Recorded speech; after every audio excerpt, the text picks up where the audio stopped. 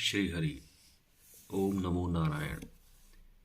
ओम नमो भगवते वासुदेवाय नमः। ब्रह्मा जी द्वारा भगवान की स्तुति। ब्रह्मा जी ने कहा, प्रभु आज बहुत समय के बाद मैं आपको जान सका हूँ। अहो कैसे दुर्भाग्य की बात है कि देहधारी जीव आपके स्वरूप को नहीं जान पाते। भगवान आपके सिवा और कोई वस्तु नहीं है। जो वस्तु प्रतीत होती है वह भी स्वरूपतः सत्य नहीं है, क्योंकि माया के गुणों के क्षुभित होने के कारण केवल आप ही अनेकों रूपों में प्रतीत हो रहे हैं। देव आपकी चित्त शक्ति के प्रकाशित रहने के कारण अज्ञान आपसे सदा ही दूर रहता है। आपका यह रूप, जिसके नाभि कमल से मैं प्रकट हुआ हूँ, सैकड़ों अवतारों का मूल कारण है। इसे आपने सत्पुरुषों पर कृपा करने के लिए ही पहले पहल प्रकट किया है। परमात्मन, आपका जो आनंद मात्र भेद रहित अखंड तेजोमय स्वरूप है, उसे मैं इससे भिन्न नहीं समझता। इसलिए मैंने विश्व की रचना करने वाले होने पर भी विश्वातीत आपके इस अद्वितीय रूप की ही शरण ली है। यही संपूर्ण भूत और इंद्रियों को भी अधिष्ठान है। हे विश्व कल्याणमय, मैं आपका उपासक हूँ।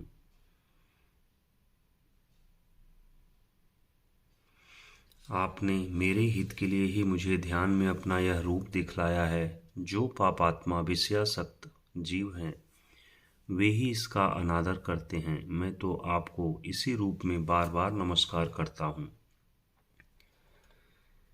मेरे स्वामी, जो लोग वेद रूप वायु से लाई हुई आपके चरण रूप कमल को, उसकी गंध को अपने कर्णपुटों से ग्रहण करते हैं, उन अपने भक्त जनों के हृदय कमल से आप कभी दूर नहीं होते। ओम श्री हरि।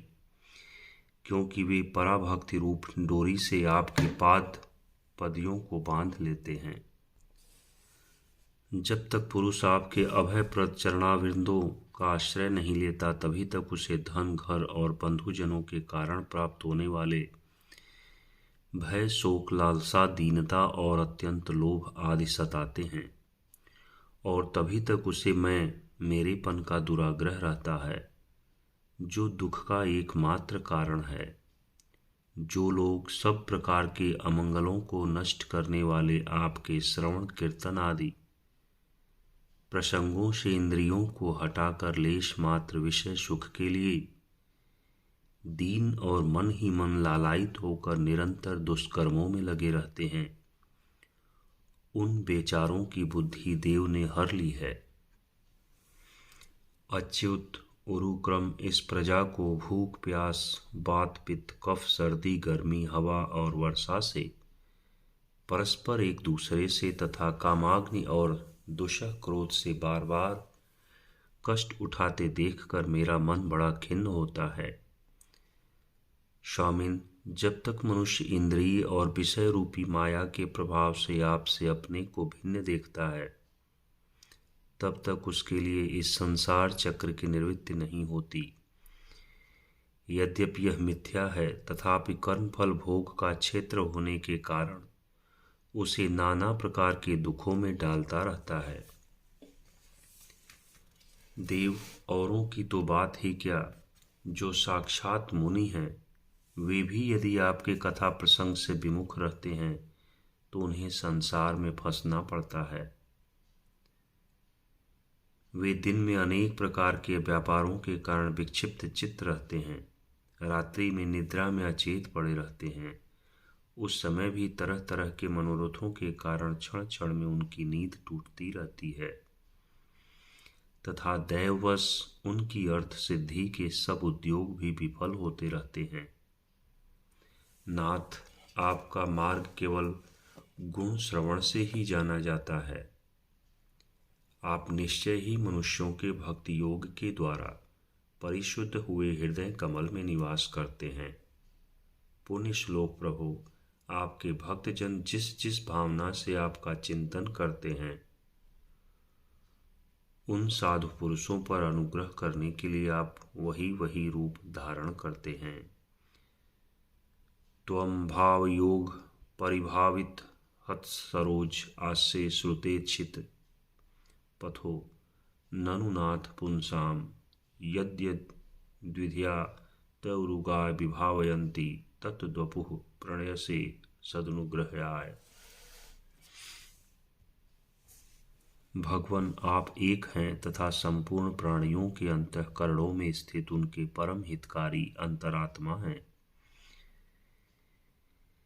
इसलिए यदि देवता लोग भी हृदय में तरह तरह की कामनाएं रखकर भांति भांति की विपुल सामग्रियों से आपका पूजन करते हैं तो उससे आप उतने प्रसन्न नहीं होते जितने सब प्राणियों पर दया करने से होते हैं, किंतु वह सर्वभूत दया असत पुरुषों को अत्यंत दुर्लभ है। जो कर्म आपको अर्पण कर दिया जाता है उसका कभी नाश नहीं होता। नमो नारायण। वह अक्षय हो जाता है। अतः नाना प्रकार के कर्म, यज्ञ, दान, कठिन तपस्या और व्रतादि के द्वारा आपकी प्रसन्नता प्राप्त करना ही मनुष्य का सबसे बड़ा कर्म फल है, क्योंकि आपकी प्रसन्नता होने पर ऐसा कौन फल है जो सुलभ नहीं हो जाता। आप सर्वदा अपने स्वरूप के प्रकाश से ही प्राणियों के भेद भ्रम रूप अंधकार का नाश करते हैं। श्री हरि तथा ज्ञान के अधिष्ठान साक्षात परम पुरुष हैं। मैं आपको नमस्कार करता हूँ। श्री हरि संसार की उत्पत्ति, स्थिति और संहार के निमित्त से जो माया की लीला होती है वह आपका ही खेल है। अतः आप परमेश्वर को मैं बार बार नमस्कार करता हूँ। ओम नमो भगवते वासुदेवाय। ओम कृष्णाय वासुदेवाय हरहि परमात्मने प्रणतः क्लेशनाशाय गोविंदाय नमो नमः। जो लोग प्राण त्याग करते समय आपके अवतार, गुण और कर्मों की सूचित करने वाले देवकी नंदन, जनार्दन, कंस, निकंदन आदि नामों का विवश होकर भी उच्चारण करते हैं, वे अनेकों जन्मों के पापों से तत्काल छूटकर मायादि आवरणों से रहित ब्रह्म पद प्राप्त करते हैं। आप नित्य अजन्मा हैं। मैं आपकी शरण लेता हूँ। भगवान इस विश्व वृक्ष के रूप में आप ही विराजमान हैं। आप ही अपनी मूल प्रकृति को स्वीकार करके जगत की उत्पत्ति, स्थिति और प्रलय के लिए मेरे अपने और महादेव जी के रूप में 3 प्रधान शाखाओं में विभक्त हुए हैं और फिर प्रजापति एवं मनु आदि की शाखा प्रशाखाओं के रूप में फैलकर बहुत विस्तृत हो गए हैं। मैं आपको नमस्कार करता हूँ। श्री हरि भगवान आपने अपनी आराधना को ही लोगों के लिए कल्याणकारी स्वधर्म बताया है, किंतु वे इस ओर से उदासीन रहकर सर्वदा विपरीत कर्मों में लगे रहते हैं। ऐसी प्रमाद की अवस्था में पड़े हुए इन जीवों की जीवन आशा को जो सदा सावधान रहकर बड़ी शीघ्रता से काटता रहता है, वह बलवान काल भी आपका ही रूप है। मैं उसे नमस्कार करता हूँ।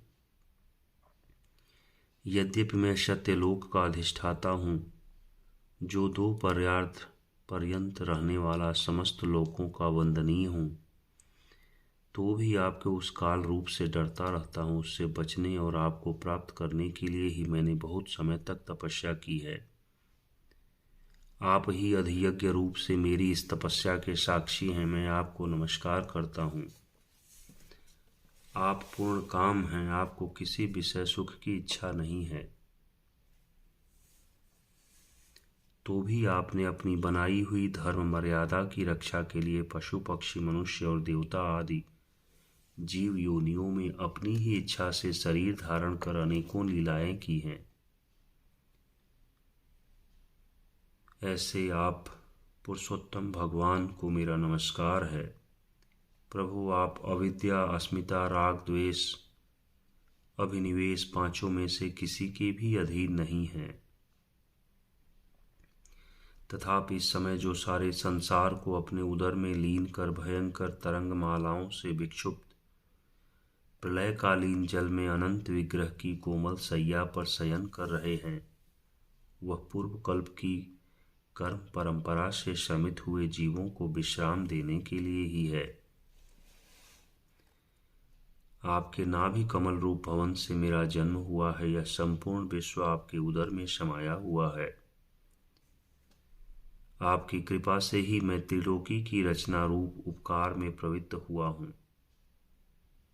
इस समय योग निद्रा का अंत हो जाने के कारण आपके नेत्र कमल विकसित हो रहे हैं। आपको मेरा नमस्कार है। आप संपूर्ण जगत के एकमात्र सुहृद और आत्मा हैं तथा शरणागतों पर कृपा करने वाले हैं। अतः अपने जिस ज्ञान और ऐश्वर्य से आप विश्व को आनंदित करते हैं, उसी से मेरी बुद्धि को भी युक्त करें,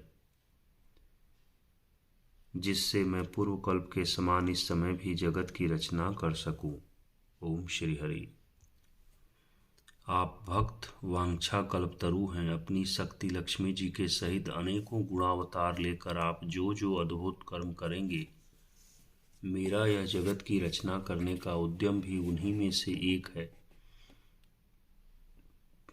अतः इसे रचते समय आप मेरे चित्त को प्रेरित करें, शक्ति प्रदान करें, जिससे मैं सृष्टि रचना विषयक अभिमान रूप मल से दूर रह सकूं। प्रभु, इस प्रलयकालीन जल में शयन करते हुए आप अनंत शक्ति परम पुरुष के नाभि कमल से मेरा प्रादुर्भाव हुआ है, और मैं भी आपकी ही विज्ञान शक्ति। अतः इस जगत के विचित्र रूप का विस्तार करते समय आपकी कृपा से मेरी वेद रूप वाणी का उच्चारण लुप्त न हो। आप अपार करुणामय पुराण पुरुष हैं। आप परम प्रेममयी मुस्कान के सहित अपने नेत्र कमल खोलिए और शेष सैया से उठकर विश्व के उद्भव के लिए अपनी सुमधुर वाणी से मेरा विषाद दूर कीजिए।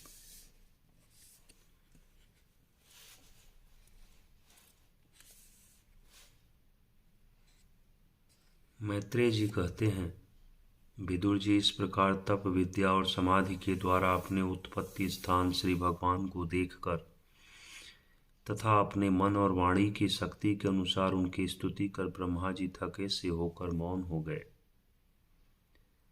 श्री मधुसूदन भगवान ने देखा कि ब्रह्मा जी इस प्रलय जल राशि से बहुत घबराए हुए हैं तथा लोक रचना के विषय में कोई निश्चित विचार न होने के कारण उनका चित्त बहुत खिन्न है। तब उनके अभिप्राय को जानकर वे अपनी गंभीर वाणी से उनका खेद शांत करते हुए कहने लगे। श्री भगवान ने कहा, वेद गर्भ, तुम विषाद के वशीभूत हो आलस्य न करो। सृष्टि रचना के उद्यम में तत्पर हो जाओ। तुम मुझसे जो कुछ चाहते हो उसे तो मैं पहले ही कर चुका हूँ। तुम एक बार फिर तप करो और भागवत ज्ञान का अनुष्ठान करो। उनके द्वारा तुम सब लोगों को स्पष्टतया अपने अंतःकरण में देखोगे। फिर भक्ति युक्त और समाहित चित्त होकर तुम संपूर्ण लोक और अपने में मुझको व्याप्त देखोगे। मुझ में संपूर्ण लोक और अपने आप को देखोगे। जिस समय जीव काष्ठ में व्याप्त अग्नि के समान समस्त भूतों में मुझे ही स्थित देखता है, उसी समय अपने अज्ञान रूप मल से मुक्त हो जाता है। जब वह अपने को भूत, इंद्रिय, गुण और अंतःकरण से रहित तथा स्वरूपतः मुझसे अभिन्न देखता है, तब मोक्ष पद प्राप्त कर लेता है। ब्रह्मा जी नाना प्रकार के कर्म संस्कारों के अनुसार अनेक प्रकार की जीव सृष्टि को रचने की इच्छा होने पर भी तुम्हारा चित्त मोहित नहीं होता। यह मेरी अतिशय कृपा का ही फल है।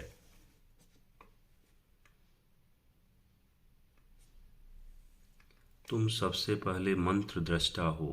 प्रजा उत्पन्न करते समय भी तुम्हारा मन मुझ में ही लगा रहता है। इसी से पापमय रजोगुण तुमको बांध नहीं पाता। तुम मुझे भूत, इंद्रिय, गुण और अंतःकरण से रहित समझते हो। इससे जान पड़ता है कि यद्यपि देहधारी जीवों को मेरा ज्ञान होना बहुत कठिन है, तथापि तुमने मुझे जान लिया है। यह मेरा आश्रय कोई है या नहीं, इस संदेश से तुम कमल नाल के द्वारा जल में उसका मूल खोज रहे थे। सो मैंने तुम्हें अपना यह स्वरूप अंतःकरण में ही दिखलाया है। प्यारे ब्रह्मा जी,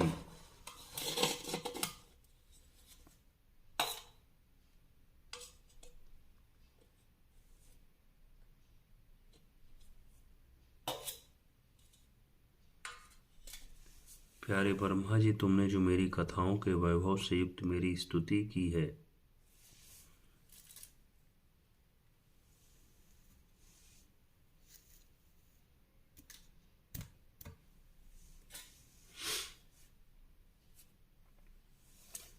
और तपस्या में जो तुम्हारी निष्ठा है, वह भी मेरी ही कृपा का फल है।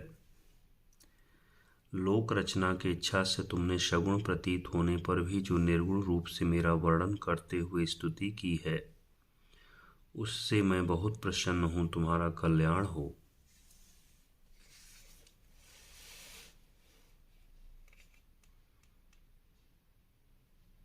मैं समस्त कामनाओं और मनोरथों को पूर्ण करने में समर्थ हूँ। जो पुरुष नित्य प्रति स्तोत्र द्वारा स्तुति करके मेरा भजन करेगा, उस पर मैं शीघ्र ही प्रसन्न हो जाऊंगा। य एतेन पुमान् नित्यं शुत्वा स्तोत्रेण मा भजेत्, तस्याशुषं प्रसीदयं सर्वकामे कामवरेश्वरः। तत्ववेत्ताओं का मत है कि पूर्त तप यज्ञ दान योग और समाधि आदि साधनों से प्राप्त होने वाला जो परम कल्याणमय फल है, वह मेरी प्रसन्नता ही है। विधाता मैं आत्माओं का भी आत्मा और स्त्री पुत्रादि प्रियों का भी प्रिय हूँ। देहादि भी मेरे ही लिए प्रिय हैं, अतः मुझसे ही प्रेम करना चाहिए। ओम नमो भगवते वासुदेवाय। ब्रह्मा जी, त्रिलोकी को तथा जो प्रजा इस समय मुझ में लीन है, उसे तुम पूर्व कल्प के समान मुझसे उत्पन्न हुए अपने सर्ववेदमय स्वरूप से स्वयं ही रचो। श्री मैत्रेय जी कहते हैं, प्रकृति और पुरुष के स्वामी कमलनाभ भगवान सृष्टिकर्ता ब्रह्मा जी को इस प्रकार जगत की अभिव्यक्ति करवा कर अपने उस नारायण रूप से अदृश्य हो गए। ओम श्री हरि नमो नारायण। ओम नमो भगवते वासुदेवाय। ओम कृष्णाय वासुदेवाय हरे परमात्मने प्रणतः क्लेशनाशाय गोविंदाय नमो नमः। नमो नमः।